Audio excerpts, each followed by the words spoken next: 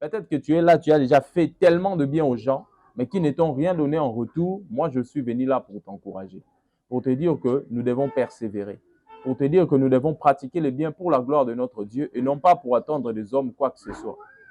Vous voyez, frère, le bien, c'est une recommandation du Seigneur.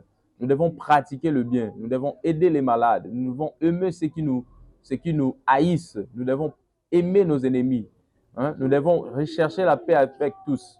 Nous devons vivre dans l'harmonie, dans la crainte de Dieu. Vous voyez? Vous voyez? Parce que le monde attend la manifestation des fils de Dieu. Mais malheureusement, en regardant la situation des églises aujourd'hui, il y a une confusion énorme qui règne. Vous voyez, nous ne savons pas qui sont ceux-là qui prient, qui sont ceux qui ont réellement cru la parole. Vous voyez, il y a l'impudicité dans l'église, il y a la prostitution dans l'église, il y a l'ivresse dans l'église, il y a la calomnie dans l'église, il y a les trahisons dans les églises. Vous voyez? Voilà, shalom, shalom, que la paix de notre Adonai Yahushua Mashiach vous soit multipliée et que la grâce de notre Seigneur ne cesse d'être notre partage.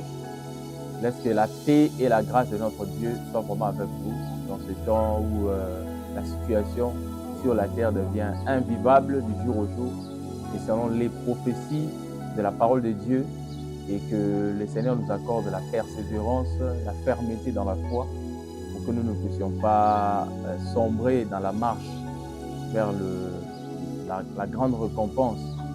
Et nous sommes encore là pour partager la parole, pour nous exhorter, pour nous reconforter dans la marche. Vous savez qu'il est écrit que l'homme ne vivra pas seulement de pain, mais il vivra de toute parole qui sort de la bouche d'Elohim. Donc on peut bien manger, mais on mourra. On peut bien amasser des richesses, mais on mourra. Mais quand nous croyons la parole, on a l'espérance de la vie,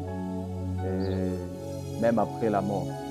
Et j'aimerais qu'on puisse examiner aussi un point de la parole, pour nous encourager dans la conduite, dans la marche, dans notre vie quotidienne, par rapport aux enjeux du temps. Et j'aimerais lire un passage où l'apôtre Paul nous exhorte, nous l'Église. Nous sommes dans 2 Thessaloniciens chapitre 3, le verset 13e. 2 Thessaloniciens 3, 13. 2 Thessaloniciens chapitre 3, le verset 13e. L'Écriture dit: mais pour vous, frères, ne perdez pas courage en faisant le bien. Mais pour vous, frères, ne perdez pas courage en faisant le bien. Donc, dans la version Louis II, on dit: mais pour vous, frères, ne vous lassez pas. Donc, c'est-à-dire, ne vous fatiguez pas de faire le bien. Et pourquoi ne pas se lasser? Pourquoi ne pas se fatiguer? Parce que, lisons l'Écriture dans ce que l'apôtre Paul dit à Timothée et également dans ce que le Seigneur lui-même a annoncé dans Matthieu chapitre 24.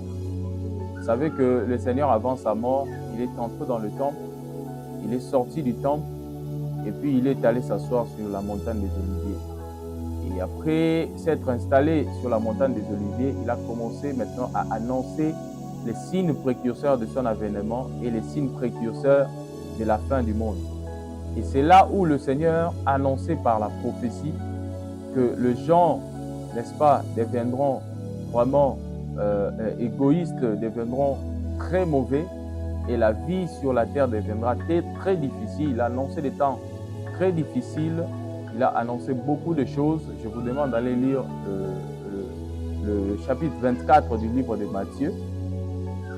Et puisque le Seigneur parle et insiste, parle encore à nouveau pour mettre sceau à ses instructions, il donna encore la même chose à l'apôtre Paul. Regardez, je suis dans 2 Timothée chapitre 3.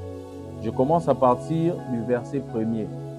L'apôtre Paul dit ceci: sachez que dans le dernier jour, il y aura des temps difficiles, car les hommes seront égoïstes, amis de l'argent, fanfarons, hautains, blasphémateurs, rebelles à leurs parents, ingrats, irréligieux, insensibles, déloyaux, calomniateurs, intempérants, cruels, ennemis de gens de bien. Vous voyez, ennemis de gens de bien, Ils deviendront traîtres, emportés, enflés d'orgueil, aimant le plaisir plus que Dieu, ayant l'apparence de la piété, mais régnant ce qui en fait la force. Éloigne-toi de ces hommes-là. Ici, l'apôtre Paul exhorte. Il dit que les gens deviendront égoïstes dans le dernier jour. Les gens deviendront insensibles, vous voyez. Les gens deviendront amoureux d'argent. Les gens deviendront fanfarons, etc. Tous les qualificatifs qu'il a donnés. Et au regard de la situation actuelle de la terre, nous voyons que cette parole s'accomplit. Et les gens, même ceux qui vont dans le bâtiment d'église, sont des gens qui ne savent même pas la valeur du bien, sont des gens qui sont devenus insensibles. Même si un frère souffrait, cela importe peu. Même si un frère était malade, cela importe peu. Même si un frère était dans le besoin, cela leur importe très peu. Mais cependant, les Écritures nous enseignent à avoir une certaine attitude en tant que fils d'Élohim. Vous voyez, l'Écriture nous enseigne à avoir une certaine attitude en tant que fils de la lumière. Pourquoi? Parce que le Seigneur avait promis qu'il devait, n'est-ce pas, placer la différence, une différence remarquable entre ceux qui le servent et ceux qui ne le servent pas. Vous voyez? Entre ceux qui le servent et ceux qui ne le servent pas. Et cette différence doit être manifeste dans la vie de l'Église à travers la vie de la parole. Vous voyez? Parce que le monde attend la manifestation des fils de Dieu. Mais malheureusement, en regardant la situation des églises aujourd'hui, il y a une confusion énorme qui règne. Vous voyez? Nous ne savons pas qui sont ceux-là qui prient, qui sont ceux qui ont réellement cru la parole. Vous voyez? Il y a l'impudicité dans l'église, il y a la prostitution dans l'église, il y a l'ivresse dans l'église, il y a la calomnie dans l'église, il y a les trahisons dans les églises. Vous voyez? Du coup, les gens sont confus. Mais pour nous, les fils de Dieu, le Seigneur nous a dit que nos cœurs ne se troublent point. Nous devons garder la parole, garder les discernements pour vivre la parole en toutes circonstances. Et l'apôtre Paul enseigne, il dit que nous ne nous lassions pas de faire le bien. Vous voyez? Il dit qu'aux frères, aux saints, nous ne devons au grand jamais nous lasser de pratiquer le bien dans toutes circonstances. Et sans oublier que toute chose concourt au bien de ceux qui aiment Dieu, que ce soit dans le bien, que ce soit dans le mal. Vous voyez?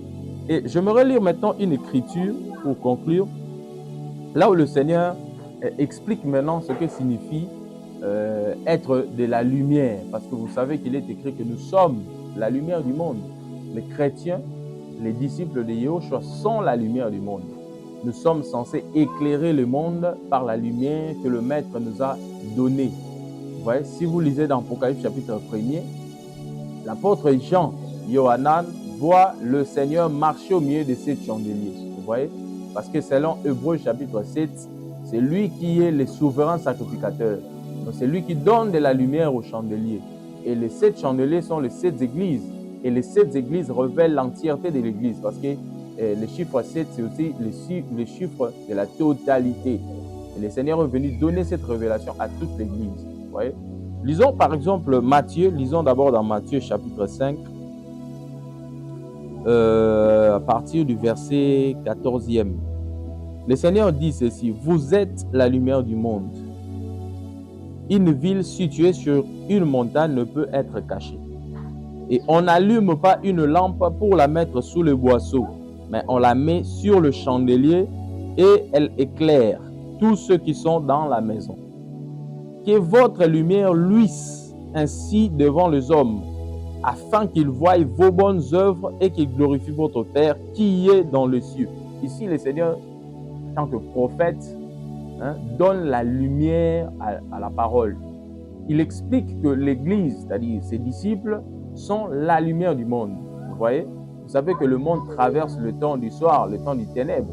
L'apôtre Paul a dit que la nuit est avancée, le jour approche d'ici là.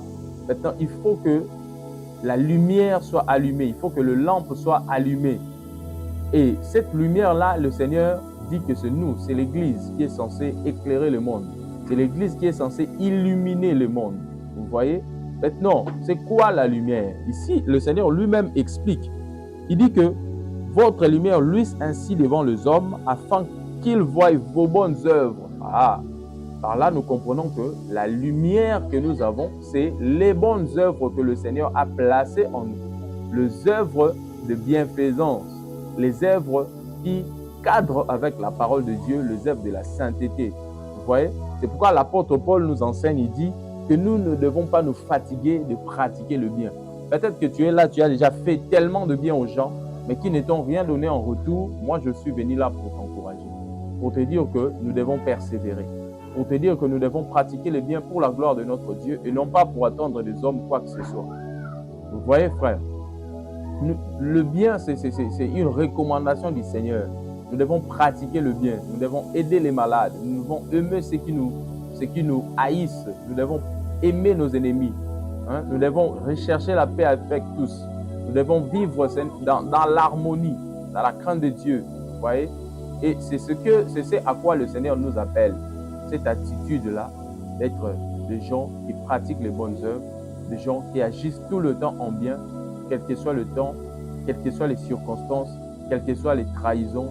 S'il y a de ceux qui sont blessés, il faut pardonner. L'Écriture nous enseigne de pardonner. Dans Matthieu chapitre 6, l'Écriture nous enseigne à pardonner pour que notre Père aussi nous pardonne. Un chrétien ne condamne pas les gens par la haine dans son cœur. Il faut libérer, il faut pardonner, il faut oublier. Vous voyez, c'est à cela que le Seigneur nous appelle. C'est à cela que nous devons travailler. C'est à cela que nous devons exceller parce que c'est cela les recommandations de la parole.